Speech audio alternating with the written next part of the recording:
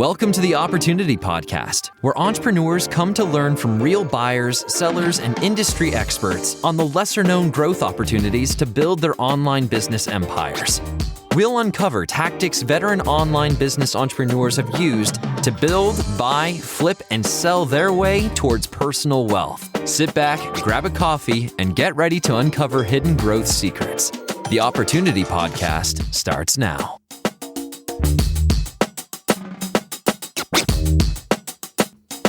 Hello and welcome to another episode of the Opportunity Podcast. Today I am speaking with Peter Shankman, the person who founded and sold HARO, Help a Reporter Out, and now he is running Source of Sources, which is a whole new angle on getting PR for your business, as well as hosting Think Even Faster. We mentioned it in the podcast. I have a terrible memory for this stuff, but all about podcasts about neurodivergence and neurodivergence in the workplace, people with ADHD or people like me who have dyscalculia, and how you kind of navigate this and some of the benefits that people don't think about when hiring those neurodiverse people. He also runs Mental Capital, which is also all about that.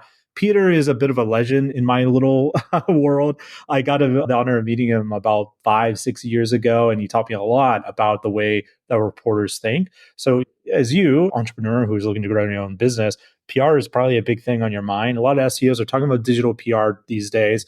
But a lot of times when the SEOs are talking about digital PR, and I say this with all the love in my heart, they're really just putting a fancier name for link building on the back end of it, which to me, like if you're going to do digital PR, like why stop at link building? Why not build a real brand and do something that's much bigger, that's going to be honestly a lot more profitable and get you a whole lot more links? So Peter and I talk about that a bit in this podcast. So if you were ever curious on like, how do I increase my productivity if I have ADHD? And how do I build giant businesses that I end up selling that gets tons of free press? Then this is a good podcast for you. All right, enough gushing about Peter. Let's get into it. I'll see you on the other side.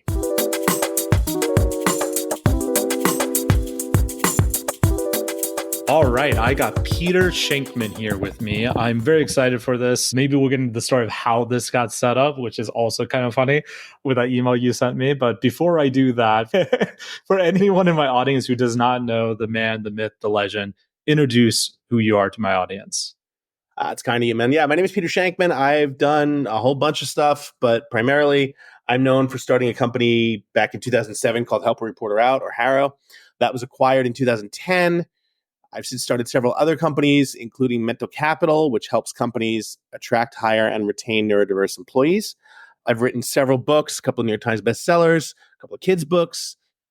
About a year ago, I started hearing rumblings that the company I sold was being sort of destroyed, I think is a good way to put it, by the company that acquired it. And I tried to ignore that because I'm a big believer that you can't go home again. But I started getting too many emails from people saying, hey, you need to start this again. You need to do another version. And so because I didn't have enough to do, in addition to being a single dad and running, 2 other companies, I launched a company called sourceofsources.com, which is the freest and easiest way in the world to get free publicity, free press. It matches journalists with sources, the queries that journalists need with the sources they can find. And it's, as you know, the number one way to get backlinks and good SEO juju for free. So it is currently growing. We've blown it up to, started 4.5 months ago. I think we're at like 24,000 users on a daily basis. Our open rates are about, we send out 2 to 3 emails a day, and our open rates are about 72% per email, which is pretty insane. So yeah, it's going well. Things are good. That's awesome. Yeah, it's funny with the Help a Reporter Out and now Source of Sources. I don't think I ever got to ask you this question when we hung out a few years ago in Vietnam, but do you hate the SEOs? Because there's so many of them are like, yeah, just go on HARO, write this ChatGPT response to this journalist. It'll work out fine and get you a backlink. So talk to me about this. Hate is a strong word, and it's very applicable here. No, I don't hate.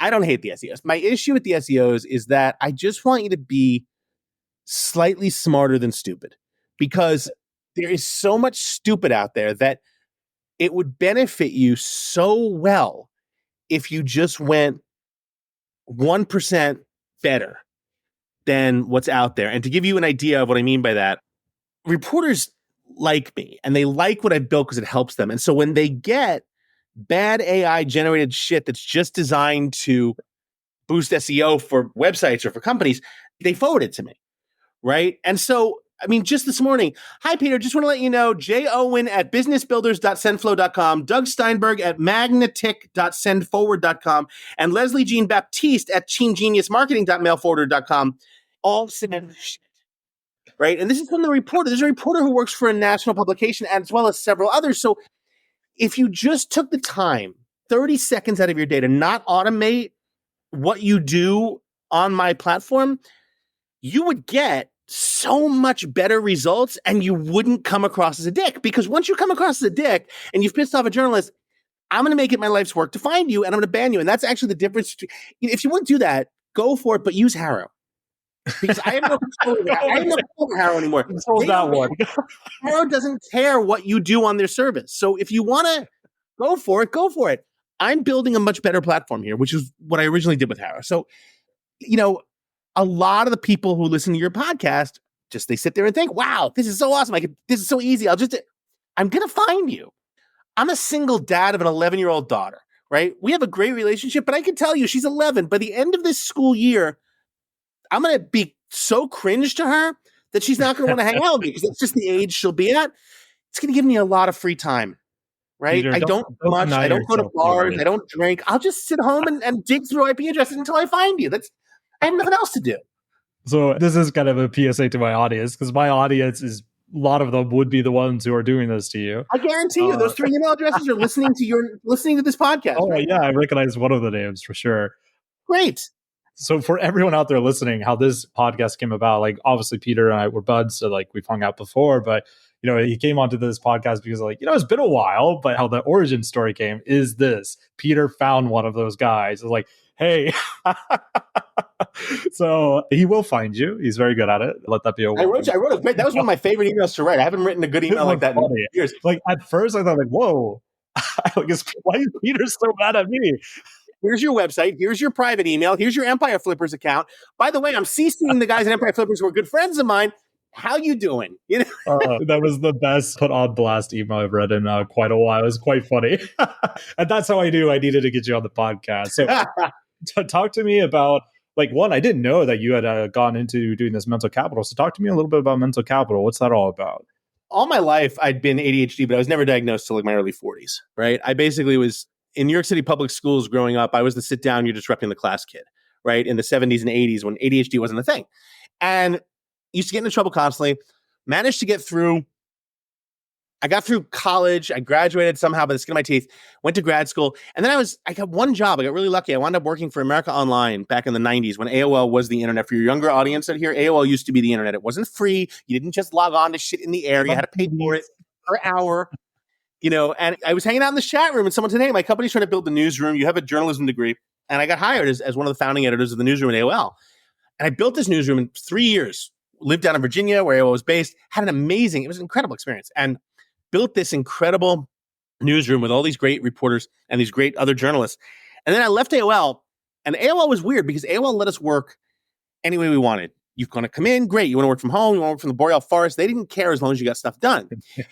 And having never had a real job before, that was my first real job. And I assumed, wow, that's how business is. And then I moved back to New York, and I was hired by a magazine, a very well-known business magazine hired me as one of their editors.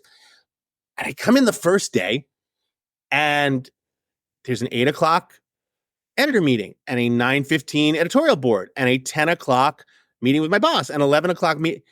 I'm like, what the fuck is this? Is Russia? What is this? This is horrible. I can't do this. And that was when I realized what businesses really were. AOL was the anomaly, and they screwed me because I just assumed I'm like, okay, I lasted 5 days and I quit. And I said, okay, I have all this internet experience. It was like 1997. I have all this internet experience. I'm going to start my own PR firm for .coms.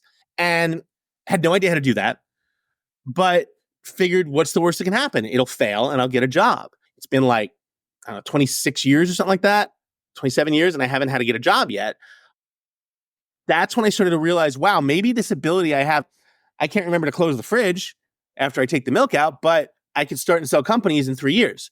Something's weird here, right? I have, I can do all this incredible, I can write a book on a plane to Asia and back, but my marriage isn't working. What's going on? And so about 2015 and 16, I started really figuring all this shit out. I had a wonderful therapist. I worked with him and I wrote a book.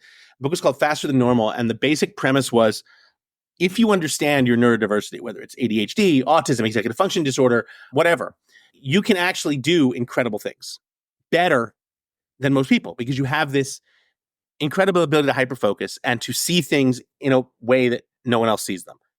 I always joke that when I'm in hyperfocus, it's that scene in the movie about the drug NZT, and I'm totally spacing on the name of the film now, with, for fuck's sake, where he defines this drug lets you use 100% of your brain. Limitless. Limitless. Yeah, limitless. limitless. And that one scene where he takes the first pill and everything turns from black and white to color, right? And he hears everything and he sees everything. That's what it's like for me to get on a plane and start typing for 14 hours, right? And so learning that there's this ability, I feel there's got to be other people who think the same way. When Fast and Normal was born, we've had a podcast over like close to 300 episodes, all journalists who believe in, all ADHD people who believe in this incredible ability to use that brain faster, right? And I realized that I spent so many years as a kid and as a young adult in therapy trying to undo the lesson that I was taught, which was you're broken, you're always going to have to catch up. And so I'm like, if I can write about this and talk about this and help companies understand that individuals aren't broken, they're actually gifted as long as they're allowed to work in a way that benefits them. So a good friend of mine is a psychologist, and she's like the Today Show psychologist, and we've been friends. We used to actually date. We lived together like 20-something years ago. We started this company together called Mental Capital, and we help companies attract, hire, and retain neurodiverse employees while helping them create neuro-inclusive workspaces so that their workplaces are neuro-inclusive and people with different brains want to work there, as well as normal people without different brains, people with regular brains. Our clients in the 8 months that we've started include Adobe, Google, Morgan Stanley, Weber Shandwick. So we're doing really, really great stuff for a lot of these companies, helping them to sort of come up with better ways to create positive workspaces, as well as, teaching them how to attract, going in and saying, yeah, we're mental health friendly. Every Friday is Hawaiian Shirt Day and you can feel free to express yourself. That's not mental health friendly. Right? That's like the exact opposite of mental health friendly. Mental health friendly is caring about mental health. So companies are starting to understand that, and they're starting to realize there's a lot more revenue to be made. And a lot of companies don't hire people, people hire people, right? And people want to work for companies where they feel they're a part. And so it's things like that. We've seen strides where the companies that we're working with actually have an easier time hiring people because their employees are going out and telling their friends, hey, this place is great. They take care of me, right? I feel like I belong here. And then there's nothing stronger of a recommendation in the world than that. So that's one of the things I'm doing. A lot of fun. I think that's super cool, man. I was a gifted child. So I have the lesser known cousin of dyslexia known as dyscalculia. Oh, yeah. So it's basically, I'm terrible with math, but it makes me ultra crazy creative. And I write a poem almost every day. I wrote 2 today. So it makes me view the world in a different way, but makes me look like a complete idiot if you get me inside of a spreadsheet. Oof, it's rough. And what's really fascinating about that, as much as I bitch on AI because the SEO guys are using it poorly, SEOs. As much as I complain about them, the fact of the matter is that AI has helped me tremendously. Whenever I keynote, I don't use PowerPoint. I just tell stories, right? You know that. You've seen me. I just tell stories. Every once in a while, I'm forced to use a PowerPoint. I hate designing PowerPoints. I just don't like sitting there and having to research the information. I know all this stuff. So I found a website, an AI-based app that actually you enter the prompt of what you're looking for and you enter the info that you already have, and it designs the most beautiful and incredible PowerPoints in 30 seconds. Those are the kind of places where AI is really beneficial, because for someone like me who's creative, I want to sit there and be creative, but in the way that works for me, right? Sitting there and having to design a PowerPoint that people will then read and I have to look at it, I hate that. So I'm able to use AI to benefit myself, to allow me to do the stuff I'm better at. And that's, I think, one of the best keys about the whole thing. I also am doing that now. Yep. So I'm right with you on that. I think this is fascinating. Before I move into, some of the other stuff I have for you, just to go back on the mental capital. So an entrepreneur that is listening to this, maybe they've never, a lot of my audience, they're solopreneurs. They're just getting to the point where they're starting to build out bigger teams for most of them. So talk to me a bit about, maybe they're not neurodiverse and they're listening to you I'm not really sure if that makes sense to me. What would you say to them? What are the benefits of building this neurodiverse inclusivity? If you have a neurotypical brain, right? You might be great at certain things. Any kind of brain is great at certain things and terrible at others, right? Chances are that the things you're terrible at, you don't really like to do. And no matter how hard you work at them, you're not going to get better at them. You're just going to have to survive getting them done. That was me with math class growing up, right? I was terrible in math in school. I managed to get through it. And I remember I once heard my English teacher and my math teacher arguing about me because my English teacher was like, I don't know what you're talking about. He's the brightest student in my class. He's punctual. He's on time. He does his work. He's well behaved. He helps with the class.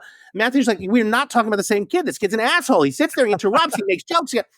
And didn't realize at the time, I'm like, yeah, go English teacher. Thank you, Ms. Glassman. But what it was is that she was actually seeing the part of me that was excited about the work I was doing, while he was seeing the part of me that couldn't get excited about it. And so was trying to find different ways to create the dopamine, the serotonin, and the adrenaline to keep me focused. Unfortunately, those ways were usually cracking jokes and cracking wise and getting in trouble. And so when you are great at something, you enjoy doing it and it gives you a chemical release in your brain. When you're not, you are forced to go and just let me just get it done, which is never a fun place to be. Chances are, if you have a neurotypical brain, the stuff that you're not good at, neurodiverse people are, and vice versa. And so, for instance, I did not schedule this podcast interview time with you. I had my assistant do it. And that's not because I'm the guy that says, oh, talk to my assistant. No, it's because if I scheduled it, it wouldn't happen. I've had my assistant for 15 years now. 14 and a half years ago, I went to put something in my calendar and it said access denied. And I'm like, this is very strange. I said, Megan, we have to fix this. She's like, no, it actually works fine. I took away your right access to your calendar. Like that, I won't lie, is kind of rude. She goes, well, you booked 2 dinners on the same night. And that's a problem. I'm like, okay, you're really overreacting. I could just go to one. She says, you booked them on separate continents. If you want me to keep working for you, you no longer have 14 and a half years. I have not had right access to my calendar. If I want to do something, I CC Megan on the email. She determines whether I can do it. And here's the double beauty of that. Number one, it prevents me from making mistakes and it makes sure that I'm online when I'm supposed to be. Number two, she knows me and she knows my brain work. And neurodiverse people by default are people pleasers because they know what it's like to be told no so many times. They know what it's like to be told they're wrong. So they intrinsically want to help people not feel that way. So someone will ask me to do something. Hey, perfect example. Last week, it's Fashion Week in New York. Last week, Peter, hey, I'd love to have you come to this party I'm producing the Fashion Week. It starts at 11 p.m. You're going to love it. Like, oh my God, that sounds like so much fun. Sure, I'd love to do it. And I CC Megan on it. 5 minutes later, I get a text. You're not going to want to go to that party. I'm like, no, it sounds really cool. She's like, Peter, on Tuesday night at 8:00, you're going to text me to cancel your attendance at that party. She's like, I'm just going to say no now because you're not going to go. I'm like, why? You're not. I know you. And she's 100% right. There is no way in hell. I'm 52 years old. 11. Are you fucking kidding me? That's 3 hours before I get up. No way in hell I'm going to go to a party at 11 p.m. And she knows me. So you find people and you find the things that you're great at that people suck at, and then you find the things that you suck at and let other people do them. That's one of the bases of neurodiversity. If you understand how your brain works and what you're great at, you could be just so much more, have the ability to do so much more in your life, professionally and personally. Yeah, I agree with all of that. Like Lauren set this up for me. She's kind of my Megan in this case. It's funny how similar we are in that regard. 100%. But yeah, like with my own issues, I tend to find I can see deeper than other people, but like you get me in the details and things are going to go awry. But you want me to like cast like the big vision, the big picture, like I can often see deeper than others. So yeah, I think that makes sense. Like the hyper-focused stuff, I think is also incredibly powerful. Like I could bang out thousands of words in a few hours, but you get me to try to give you like Google Analytics access, like good luck. It's going to take like 5 days before I remember. Not going to happen. It's funny you mention that because the 2 places I'm most powerful in terms of writing it. My assistant, has me booked. Like she's like, okay, you're gonna work from home for da da da, and she can also track me. She's one of the few people in my life that I give Find My access to on all my devices. So she'll be like, everything all right? You're at Jess and my daughter. She's like, you're at Jess's school for pickup. It's 12:30. You don't have to pick her up until 3 p.m. Why are you there? Everything okay? Like, yeah, I just work better in the school library. Like, yeah, okay, that's fine. And I'll bring my laptop to school library. I put on my headphones. I'm in a different place, and I'll just work for 3 hours, and I'll knock out a week's worth of work. Before I figure out, it's great. So this kind of dovetails nicely between the assistant and what you just said with breaking the environment. For the entrepreneurs out there who are more neurodiverse, they you or me or whatever. What is your tips for productivity? Because a lot of times, and you can correct me if I'm wrong, but I feel like a lot of times people who are a little bit divergent, they are pretty down on themselves in terms of their own productivity. Like they see other people going at it, like, how the hell are they doing that? I'm always so tired. Like, where do they get this energy to do this miracle morning stuff? So Yeah, what is fuck your Hal. productivity? No, I'm kidding. I love Hal. I love Hal. I'll send him an email. No, yep. How's the shit? Love him. Fuck you, Hal. So no, the basic premise behind behind my productivity is very simple. So a while back, I was actually going through my divorce at the time, and I had this epiphany. And it's not anything brilliant, but it worked for me.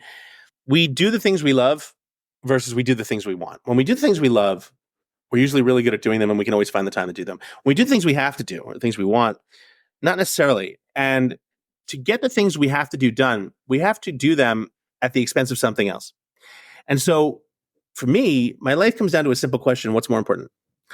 Is it more important to go out and go to a party and do whatever? Or is it more important to go to sleep early, get up at again, single dad, get up at 3:45 in the morning to get on my Peloton for 90 minutes before my daughter wakes up. So I am fully dopamined before she wakes up, and I'm a better dad. And that dopamine sticks with me all day. And and I have a couple of friends in the program in AA, and they've said this one thing that I always remember. They do something called playing the tape forward, which is when they have that desire for a drink, they ask themselves, how's the drink going to feel in 5 minutes? But more importantly, how's the drink going to feel in 12 hours? Right? In 5 minutes, it's going to feel amazing. Right? We have the first drink. It's going to be awesome. It's 6 p.m. How am I going to feel in 12 hours at 6 a.m.? I live by playing the tape forward, because when you're ADHD, you only have two speeds. You have namaste and I'll cut a bitch. There's no middle ground. Okay, there really isn't. So if I go out, I'm not, and I rarely drink anymore because of this, but I use pizza as an example. My daughter loves pizza because she's my kid, and we live in New York City. And we used to order a pizza, and she'd have a slice of pizza, and I'd have the 7 remaining. I have friends that don't have neurodiverse brains, and they have this thing called leftover pizza, where they go home, they order a pizza, they have 2 slices, they put the rest in the fridge, and they can have that for breakfast or for lunch or for dinner the next day because it's in their fridge. I don't know what that means. I've never had leftover pizza in my life. It's the same way with alcohol, it's the same way with anything. So I have to ask myself, where do I want to be 12 hours from now?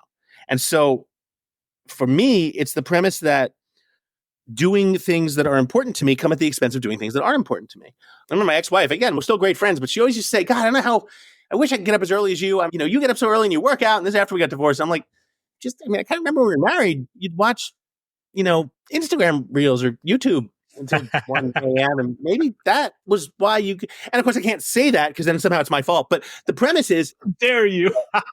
you find what works for you and you eliminate what doesn't, right? I have people who tell me, I run a mastermind as well. It's a small group. I like to keep it small. And I go, well, someone saying, look, I just, I don't have the time for it. I got to quit. I'm like, that's cool. But you do have the time for it. You don't have the desire for it.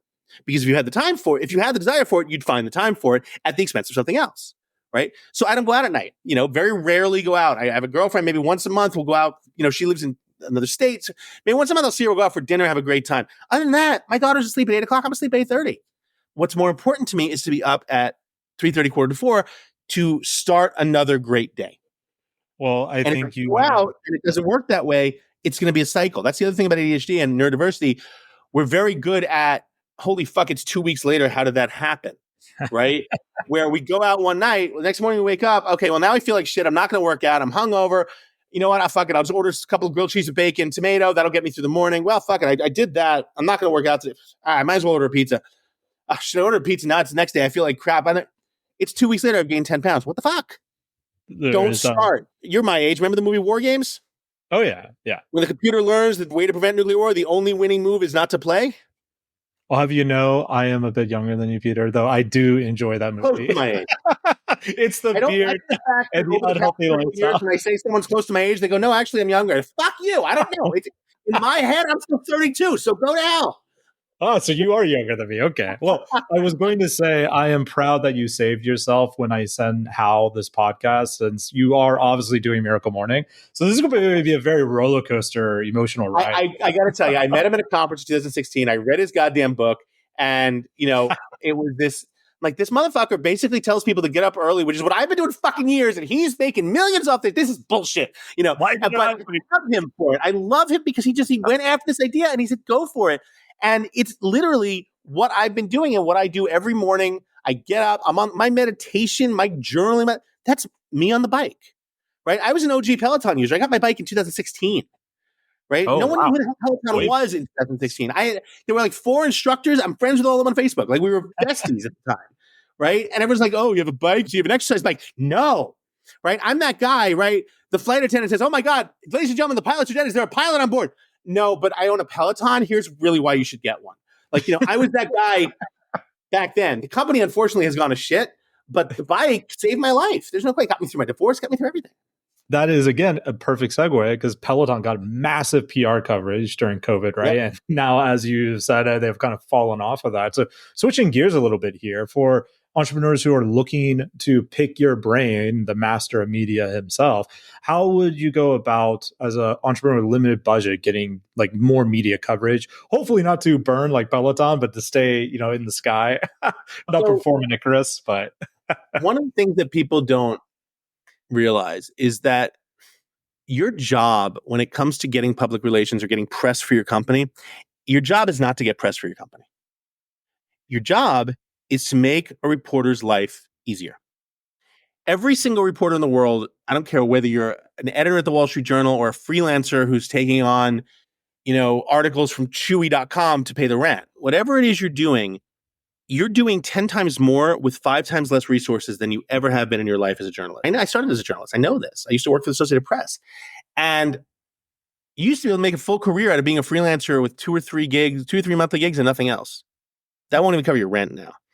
So your job as someone who's an entrepreneur, when it comes to getting media attention, is to help the reporters do their jobs easier and better. And the best way you can do that is, and again, I'll take SOS as an example. When you sign up for Source of Sources, every day you get 2 to 3 emails a day with queries from journalists from all around the world. If you know what these journalists are talking about, I'm looking for someone who owns a Cybertruck and is really questioning the size of their penis. All right, let's say that's if that's you, right? Why is AI not working? You're willing to tell that story. Email the reporter very simply. Hi, I bought into the hype. I bought a Cybertruck in 2023. It drove it 4 miles. It died. I haven't been able to use it since, and I can't get a response from anyone. I'm happy to chat. Okay, that's it. Send your phone number, send your email, and hit send. That's going to get a response, right? Whatever I need people who are, who have who sell whatever, nutraceuticals, whatever the thing is, right? This is what I do for a living. Here is my website. Here's what I know about it. Here's how I can help you. Send. 3 paragraphs, done. That's going to help the reporter because, okay, good. This person knows what they're talking about. I can use this as value. Let's move forward.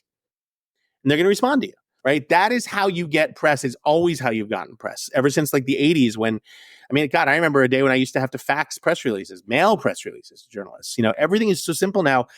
Understand that the journalist's job has gotten so much harder. Anything you can do to make it easier will get you the press that you so desperately are seeking. That kind of leads into a second question there. How valuable now is press? Like I remember in 2016, 2017 with HARO, I know you weren't the owner of it at the time, but still with HARO it's still quite good. And you can get quite a bit of traffic if you hit the right journalist. Like, is that type of thing still happening today with like the rise of AI, the journalists getting crushed? Like, talk to me a little bit about the media landscape. Yeah, a lot of people don't think that it is, but it still very much is. I was featured in the New York Post, which is a rag by all intents and purposes, about 2.5, 3 weeks ago on a Monday, only in the print edition. It didn't go online until like 5 days later. It landed me over 1,400 new subscribers in Source of Sources within 48 hours. Wow. So there's still incredible value in getting in media. Again, it's the type of media you want to get into. You'll never go wrong getting your name and your website featured in a national publication. I think that for national pubs and things like that, don't necessarily look so much on SEO, right? If you're going to get your name and your company name and your website featured in a print edition of a magazine or on TV, on CNN or something like that, that's great. Getting the website featured online, yes, it helps your SEO in terms of backlinks, in terms of SEO availability, but understand that having a great story and people talking about that story and that story getting picked up by other mentions, and all of a sudden 3 million people have eyeballed your company name. I can list thousands, every single fucking bakery in New York City that had their moment in the sun. did so because they got featured in New York Magazine, the New York Daily News, the New York Times, or the Wall Street Journal. So, no one goes online and says, show me bakeries in Manhattan and expects good as it. You're not getting SEO for Crumble Cookie. Okay, what you're doing is you're getting that one person who first saw it in New York Magazine and then said, oh, these are really good. Holy shit, these are so good. Mark, taste this. Jennifer, taste this. And all of a sudden, it's everywhere. This is so key for my audience to understand because a lot of them, they're building side hustles, right? Like on the lower end of our market. Like we do sell 8-figure businesses now, which, back when you and I met, that wasn't really the case. So we hadn't even sold our first 7-figure one yet. But there's still a lot of those people in my audience and they'll hear what you just said, like, well, but I don't want to show myself or whatever. I just want to like do SEO. And my response to them for years has been like, look, why are you so focused on SEO when you can use this to build a real brand that's going to make way more money than if you're just an affiliate, right?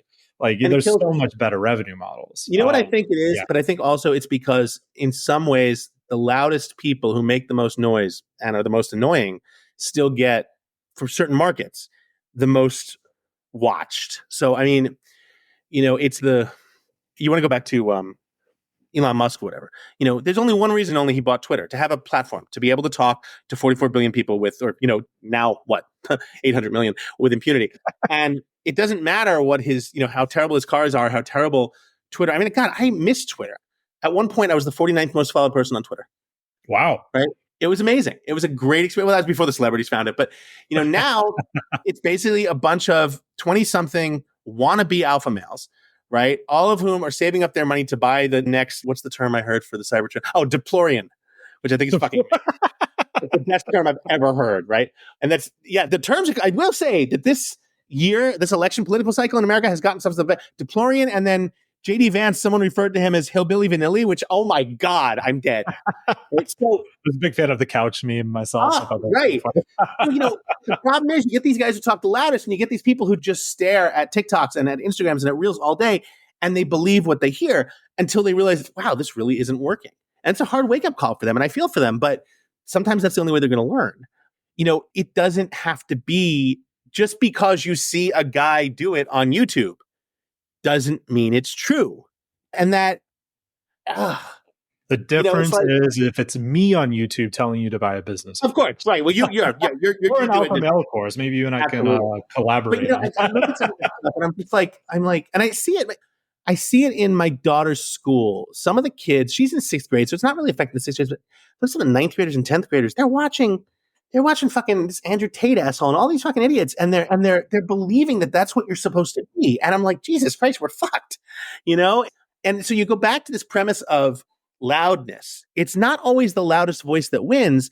The loudest voice might get the most attention briefly, but from a PR standpoint, they're going to fade really, really quick, like everything, right? I'll give you $10 right now if you could tell me the actual name of the Hook Taw girl.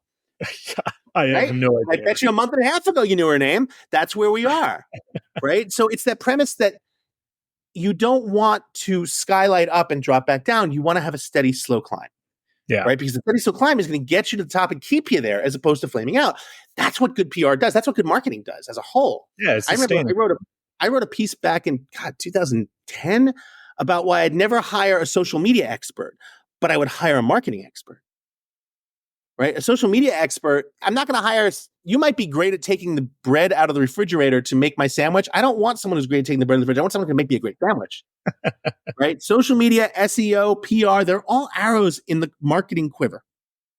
Right? In the quiver of marketing. And if you're not good at picking out every single arrow and bullseyeing every single time, one of them is not going to survive. You might be okay at an agency, but if you're trying to run your business and you only are good at one thing, it's not going to work. There's a lot of truth to that, like I'm the head of marketing now over at Empire Flippers. I think I was still the blogger when you and I met, yeah, you were blogs. And I have found that 98% of our leads come through SEO, right? Most of my friends who I've sold their businesses from 100,000 to, we just sold a $13 million deal. Most of those guys are way better at SEO than me. They're so deep in it, right? But for me, I just focus on EF building a brand. And it becomes way easier. So I'm glad we had that discussion on that because I think a lot of entrepreneurs, they get so lost in the traffic weeds, whether it's social media, getting an influencer, a shout out or PR or whatever, right? They forget the big picture of what they're trying to do here. People have come to me and said, oh, let's do SEO for source of sources.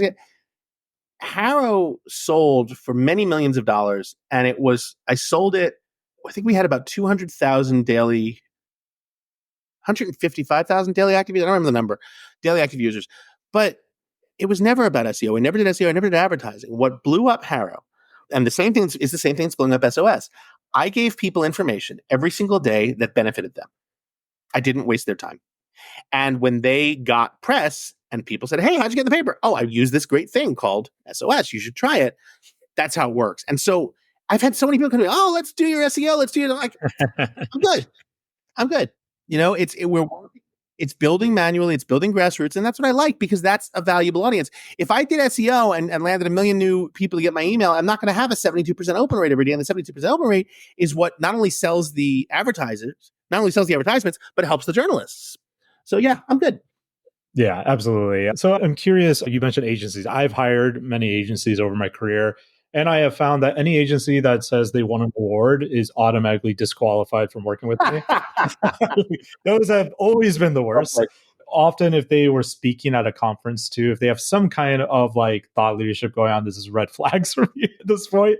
But your experience, you would have a lot of PR knowledge. Like, how are PR agencies summed up? Like, should someone look at doing a PR agency, or should they look at like, hey, I'm just going to go to sources and do it myself? Like, what's your take? I think that the problem with being a small startup and trying to get PR is that a lot of agencies out there, you'll meet with the CEO and you'll meet and they'll wine you and they'll dine you, they'll take you out and everything. And then they will assign a first-year account executive to your account because you're only paying $4,000 a month, $5,000 a month, $6,000 a month.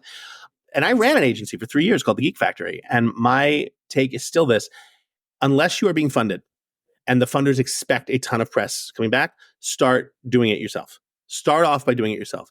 As you grow, you might find that leads are coming in. And if leads are coming in, PR leads are coming in, and you don't have the time to answer them, that's when you hire someone, right? But there's nothing that an agency can do, especially with something like Source of Sources available, with Muck Rack available to you. There's nothing you can't do, that an agency can do that you can't do for the first 5 years of your small business career. I feel that's so true with a lot of agencies, not just PR. So I recommend going in-house if you can, learn from Greg's mistakes. Well, cool, man. Talk to me a bit about, between you running these various businesses, you're hosting a podcast too, which we didn't really talk about. That was more closer to mental capital, if I'm not mistaken, right? Running. Yeah, so mental capital is a big one. I mean, I just started that. But yeah, it's always what happens to me. I mean, I'm like, okay, I'm good. Yeah, I'm doing this. That's enough. And then like 3 things start and ADHD kicks in. And, now I'm running half a dozen companies. I'm not really sure why. But no, I do a bunch of stuff. I mean, perfect example. For the first 3 years at my kid's school, when she started kindergarten, like 2nd grade, I was the class parent, right? I think it was class through 3rd grade. And then 4th grade, they come around, they go, hey, do you want to be the class parent again? I'm like, you know what? Done it 4 years in a row. Let's let someone else do it. I'll take a break. So, imagine my surprise when September of 4th grade rolled around. They said, hey, I want to say hello to our class parent, Peter Shankman. I'm like, God damn it. What did I just say? Right? And so that was another year. And then in 5th grade, I'm like, guys, I really don't want to do this again. Okay. Well, Peter Shankman's so happy he's returning. He's like, motherfucker. So she's in 6th grade now. I'm the class parent again. But the beauty of that is I realized that they can't actually fire me because not only does no one else want to do it, I think that like half the parents really love me and half the parents hate me. What are they going to do? Fire me? So, I send out the weekly emails and I put animated GIFs in every single email. Fire me. Come on, bitch. Come on. Call HR. So it's like, for me, it's just so much fun. And that's really an ADHD thing as well. The premise that let's try it and see what happens. Right? More brilliant ideas or brilliant moments in life have never materialized, not because they were failures, but because whoever wanted to do it said, that'll never work, and never tried it. Yeah. Right? True to that. What's the line? The greatest risk in the world, it's been said, is not taking one. 100%. So, worst comes to, it's been 27 years since I started my first company. I'm still of the opinion, fuck it. If it fails, let's get a job. I got my resume. AI is helping me with it. Right? Exactly. Before we go into because the build up to that question is I want to ask you about what you're seeing in the future. But before we do that, I actually want to backtrack a little bit. So when the entrepreneur is building their own PR for their business, right? Say they're using Source of Sources, they're starting to build these relationships with these reporters. How do you, in your view, take that to the next level? So something I have heard is if you get one reporter to like your story, start adding them to the Rolodex, start reaching out to them more often. What's the balance there between I'm annoying this reporter with a story that they're not interested in, or I'm helping them? How do you make this blow up and scale it bigger? If that question makes sense to you. I do. I totally understand what you're saying. And the key for me is to email the reporter once, do a follow-up a few days later, and then if you don't hear from them, move on. And the reason I say that is because if you get a third email, usually by the third email, they're going to see you annoying and they're just going to delete you. And they're going to filter you and you're never going to see again. Following up, I find that because journalists are focused on having to do so much more with so much less, they'll usually respond immediately when there's a definite fit and they'll come back to you. And the nice thing is once you get that first journalist and they like your stuff, then you can go back to them and you can say, hey, I'm working on this. I'm doing that. If I can ever be, not pitching them, just FYI, we pivoted and we're doing this now. If this is ever something you're covering, feel free to reach out. I'm happy to help you. That's the key. I'm happy to help you. I don't want you to cover dear journalists, cover my story. Peter, that's not going to get it. But hey, journalists, I'm doing this. I'm talking about this. And I know a little bit about this. If you're ever covering that, I'm happy to offer myself as a source if I can help you out. Gets a lot more. Every time I've ever hit for the cycle, which in media is you get on 3 or more of the major news networks in the same day, is always because I've emailed them and say, hey, FYI, I talk about X and this big breaking, not X, the platform. I got to change that. Elon. Damn it. I talk about XYZ and this big story about XYZ is breaking today. I'm happy to come on. Here's the book I've written about it, whatever. When I did to this day, the biggest audience I ever had for a media outlet was Fox News. And they were slimy, but they weren't anywhere near as slimy. It was like 2009. And it was Fox News. They called me to be the first person they cut to when Tiger Woods' press conference about him going into sex rehab ended. So Tiger says, a thank you to my fans, and I'm leaving now for rehabilitation.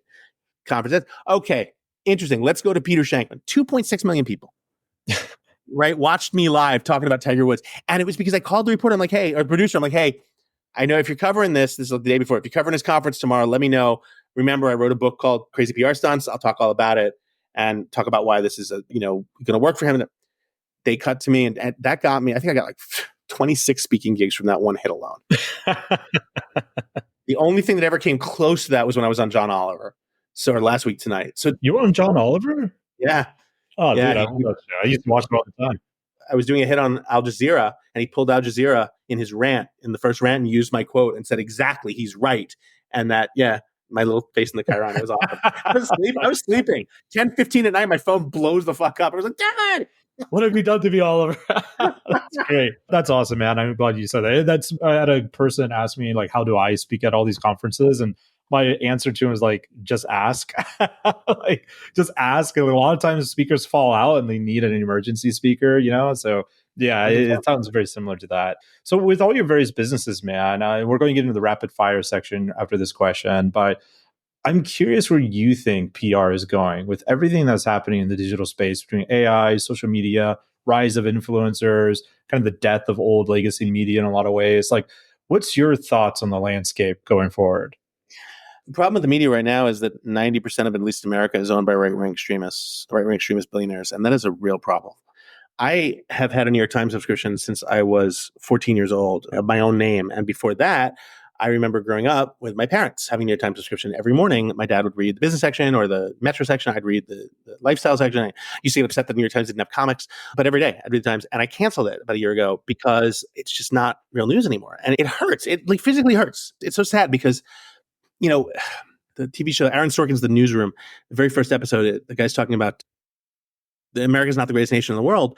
And the premise is that he said, America used to be because they used to be informed by great men who they trusted, men who were revered. He's talking about Walter Cronkite and people like that.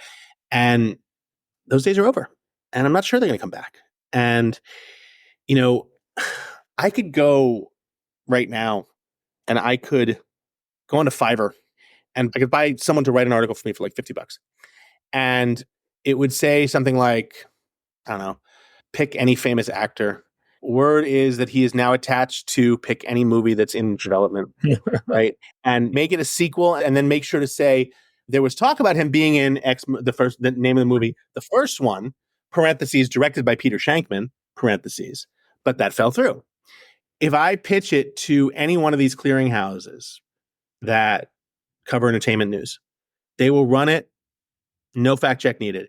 And this is honest to God the truth, within 2 days, my name will be attached as the director of the first movie. IMDb will probably auto update to say that I'm in there. There is no trust in information anymore. You have to be, and I hope they're teaching this in schools, because in our social studies classes growing up, we had to once a week read the news, summarize an article, and tell the teacher why it was important. We didn't have to fact check because we trusted the news. I hope kids today are learning how to fact check and learning how to search for more than one topic and find unbiased sources and make their own opinions. Because if they're simply going and believing whatever they're seeing on Twitter or TikTok or Instagram, we are so screwed as a society. I'm not being simplistic here. It could very easily be our downfall, because, I keep going back to Idiocracy, right? Where they're feeding plants with Gatorade. Electrolytes. Because they were right. Plants crave because they were told it and they believed it. I saw a meme with, I think it's Hulk Hogan. He did the Republican convention. The meme was like Hulk Hogan and then the WWE president. Idiocracy, we have the hit peak America, which I thought was fantastic, regardless of political views. But on the flip side, I have a countdown app on my phone that tells me exactly how many days until my daughter's out of high school and I can move out of the country. Oh, come on over to Asia, man. Hey, my girlfriend and I are looking at Vietnam, we're looking at Thailand, we're looking at Dubai. So yeah, Right. it's gonna. I love all three. I own my place in the city, so I'll keep my place in New York. Be here 6 months, be there 6 months, no question about it. Well, let's wrap up the podcast, my man. Do the rapid fire questions. So I'm going to ask you 3 quick questions. You give me 3 quick answers. Are you ready? Go for it. You already did number 1. Good on you, man. You were so good at this. No, seriously. All right. First question. What, in your view, is the best hidden growth opportunity right now in the digital PR world? Knowing how to write. I'm curious because AI will always be detectable, right? And anyone with any inkling of any brain matter whatsoever will understand that when something's been written by AI versus when it's real. Take a class or 2 or 3 in good level communications, any form of writing. I try to audit a class at least online, at least once a year. It doesn't even have to be pure writing. It could be Shakespeare, right? It could be anything that gives me different ways to think about writing, because at the end of the day, the ability to communicate and communicate well and succinctly will always be in high demand. I don't care how good AI gets. 100%. And on that track, what tools or resources would you recommend for an entrepreneur who wants to grow their knowledge of PR or, do PR themselves? I mean, one of the best ways to learn how to do PR well is to read the newspapers, read online, not necessarily the manufactured news, but read 5 different sources all the way from the left to center to all the way to the right, and 5 different topics you're not normally used to. I have a subscription to bass fishing. All right. I live in Manhattan. There's absolutely no reason for me to have a subscription to bass fishing, except I learn what different types of things are going on in the world. Okay. It's those kind of things. Have a subscription to at least one physical magazine. There's something to be said for sitting on your couch without a device and reading a physical magazine. It changes you. It fundamentally changes you. And then from a strictly PR standpoint, subscribe to sources or something similar and learn how the journalists are requesting their queries. If you can understand how they're requesting their queries and dig deeper than just here's what they want, but understand, why are they asking for this? Why have I seen 5 different media outlets, respected media outlets, asking for people whose DePloreans have broken down? Is that something? Is there a bigger picture here? You can use source of sources to understand what the media is thinking at any given time. A lot of people don't realize that. Oh, that's smart, actually. Yeah. What's the story behind the story kind of mentality? Yeah, I like that. All right. Final question, hardest question for sure. If you don't answer this one, I may not be able to send that email to Hal. So no pressure. Since you started in this crazy world of entrepreneurship, what has been your funniest moment? So many of them. One of them was definitely when I was at a conference and I was supposed to meet a potential client. And I was just exhausted. And I didn't want to go. And I'd gotten up. I just didn't want to meet him. And I'm like, I'm going to go to the pool. I'm going to sit here for 20 minutes and just sort of chill. And then I'm going to call him and I'm going to say, look, I just need a break. Can we do this another time? And as I'm sitting there just chilling, I get a phone call on my cell. And he's like, Peter, hey, listen, had to run back to the airport early. I'm hopeful that we can meet up another time. See you in New York next week or something like that. And I'm hearing, as I'm listening to the call, it almost feels like I'm hearing it in the air a half a second before I hear it in my cell phone. And I look over, and at the very next cabana is this guy hungover as fuck, lying to me. So I just stand up, I'm like, yeah, I totally get that. I walk over, and I'm just like, yeah, it's fine. We can totally. And he just sort of like, Peter, thank you. You want a tequila sunrise? I have tequila sunrise. It was very the dog. That was one of them. I'd say another was after I sold one of my companies. It was a conference, and they were sponsoring the after party. And I went in, and the guy goes, "Are you on the list?" I'm like, "Well, I sold my company to them, so probably." He goes, "Yeah, you are." But, I don't.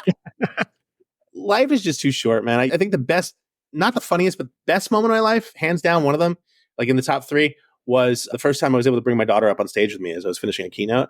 Right, she was in the front row all the time, and I said, "I just want to introduce you." And she was like 3.5, 4 years old, and she walks on. And she's like, it was a cool moment.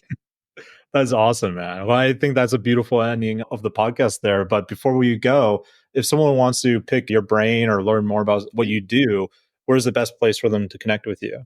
I'm at Peter Shankman everywhere. Instagram, Threads. I'm big on both Instagram and Threads. I no longer use Twitter. I still have the name because I don't want anyone to take it, but I no longer use it. It's been over a year, which is sad. And what else? I'm peter@shankman.com. Websites are sourceofsources.com, shankman.com, fasterthannormal.com, and mentalcapitalconsulting.com. Awesome, man. Well, thank you for coming out. We'll put all of those links in the show notes down below. Very cool.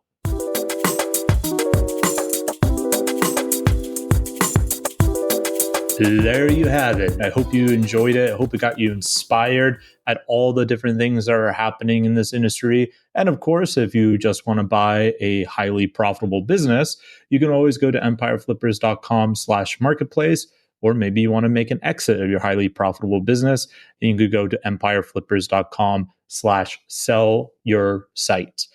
I've been your host, Greg. If you enjoyed this episode, make sure you leave a review, give us a like, a follow, share it across social media. Talk to you all soon. See you on the next episode.